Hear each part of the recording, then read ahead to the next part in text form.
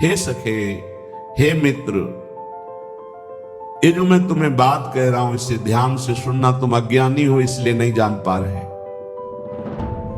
तुमने कितनी बार नरक भोगा है तुम्हें पता नहीं, कितनी बार स्वर्ग भोगा है तुम्हें पता नहीं। तुम इंद्र भी बन चुके हो, देवता भी बन चुके हो, अतुल सुख भोगे हो संसार के, और बहुत नरक भी भोगे हो, ये सब भोग चुके हो।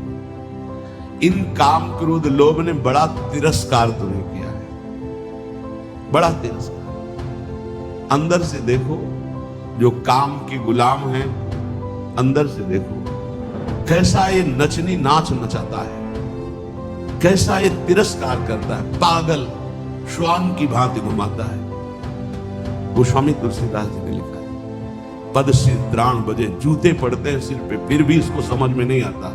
ये काम क्रोध लोभ मोह मद मत्सर ये दुर्गति की हुई जीव की है, फिर भी इसको समझ में नहीं आता।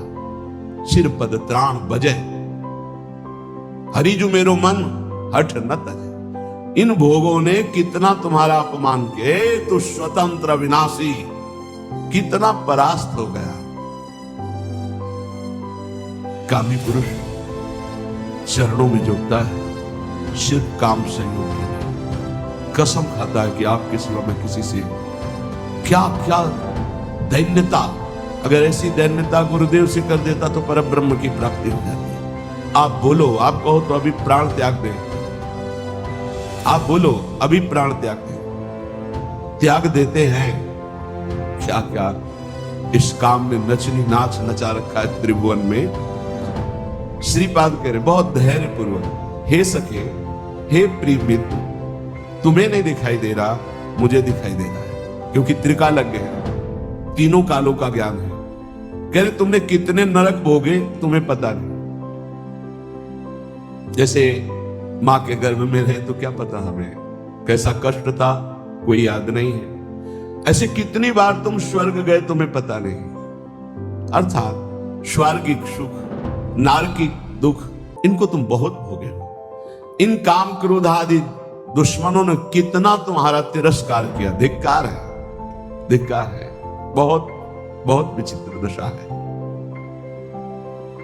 महाराज पुररवा का वैराग्य एकादशी स्कंद में लिखा हुआ पढ़ना चाहिए। वो महाभारत में हमने पढ़ा पुररवा जी की दशा, पागलों जैसे उर्वशी के प्यार में डूब। ऐसी स्थिति के प्राण निकल जाएंगे जब उर्वशी अंतर ध्यान हो गई। पागलों जैसे चक्रवर्ती सम्राट महाराज पुररवा, बस जैसे कोई विरही, हा प्रियालाल, हा प्रियालाल, ऐसी दशा। ये दशा देखकर देवी उर्वशी पुनः प्रकट हुई। जी हुई प्रकट हुई तो जैसे मृत को कोई संजीवनी पिला दे, ऐसे। हाँ उर्वशी का बस आप जानते हो मैं किसी की नहीं होती, मैं केवल पुण्यात्मा के पुण्यों का भोग प्रदान करने के लिए जाती हूं। मैं दयावश आई हूं तुम्हारी दशा देखकर, मैं किसी की नहीं हूं। मैं तो आदेश से आती हूं उसके पुण्यों के प्रताप का भोग करवाने के लिए।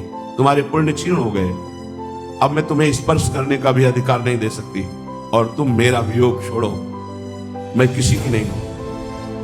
अंतर्ध्यान। तब उनको जो झटका लगा, वैराग्य आया, तो उनका धिक्कार है मुझको।